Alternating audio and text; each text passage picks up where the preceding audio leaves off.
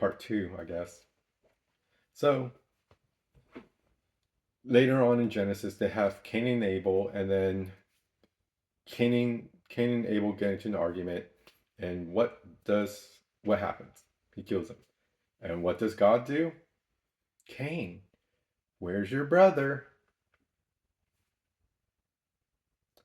Again, like a father who already knows what's going on because he's all knowing, is asking Cain what happened. And what does Cain do? How does he react? I'm not my brother's keeper. Whoa. God was like, whoa, whoa. Or this God being was like, whoa, whoa. I struck a nerve. Calm down. Like, I was just asking where he's at. Why did you respond that way? And through conversation, he goes, hey, you did an action. That was bad. Now you must be cast out. But this is only between you and I, Cain. And so that other people will recognize it's just between the two of us, I'm going to give you a mark. Other people will not get involved, but this is between you and I. And that was the mark. And to represent that, you lying and all this stuff, your actions, even words, have consequences.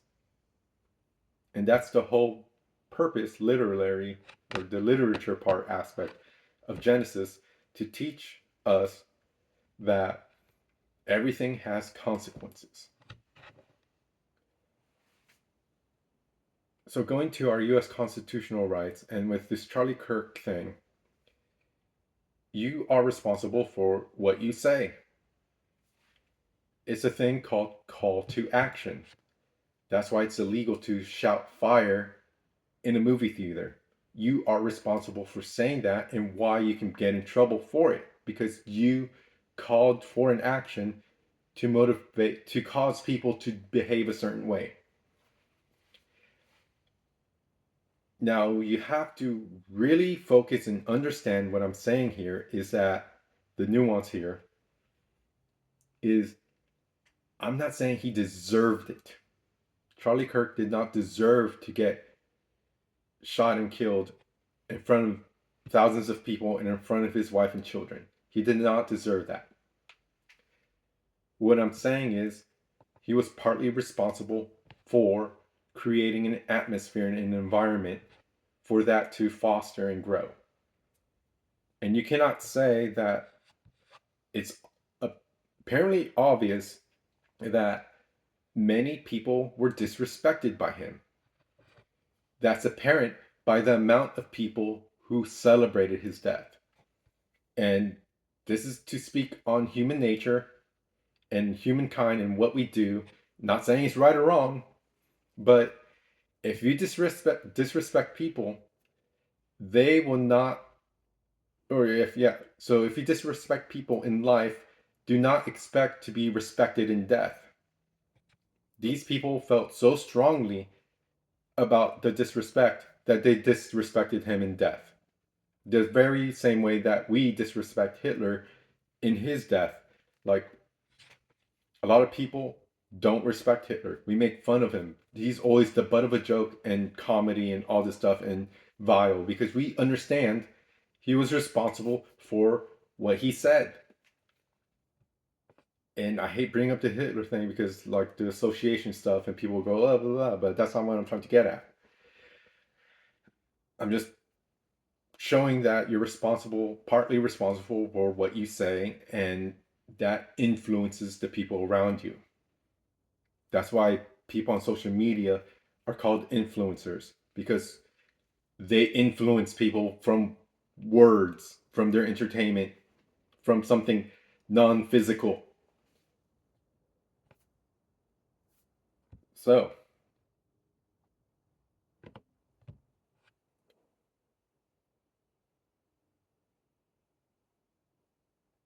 people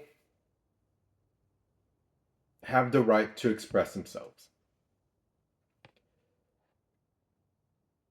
And if they want to celebrate, that's their right and their freedom to express themselves. And if you're outraged by that celebration, you have that right to voice that and express that. I'm not going to deny either party or whatever, any individual, their freedom of expression, because that's our first and fundamental right.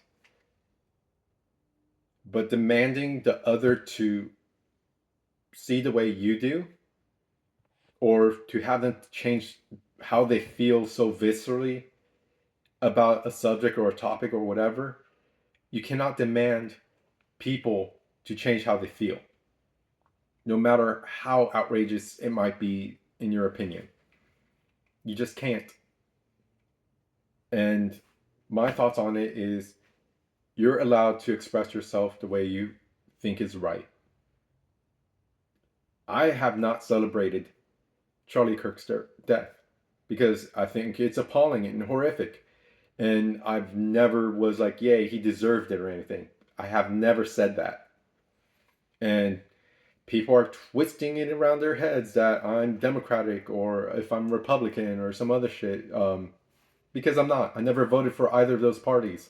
So get that out of your head because there's more than just black and white or one or two, this or that. Just because I don't support one thing does not mean I can also hold another emotion or thought at the same time.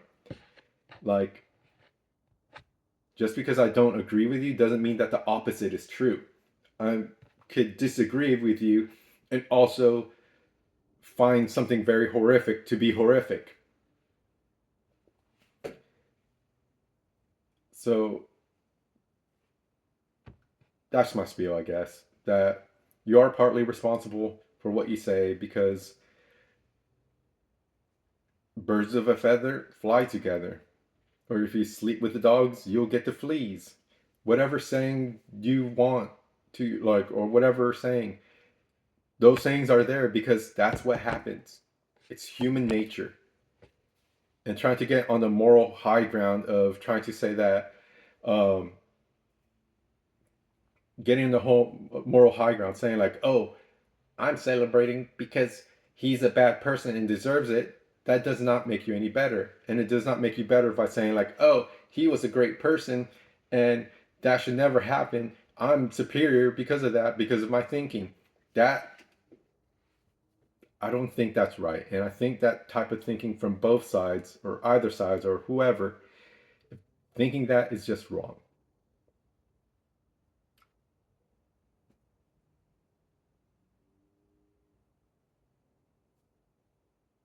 So, my idea is you're responsible for two things in life: your own life and your decisions.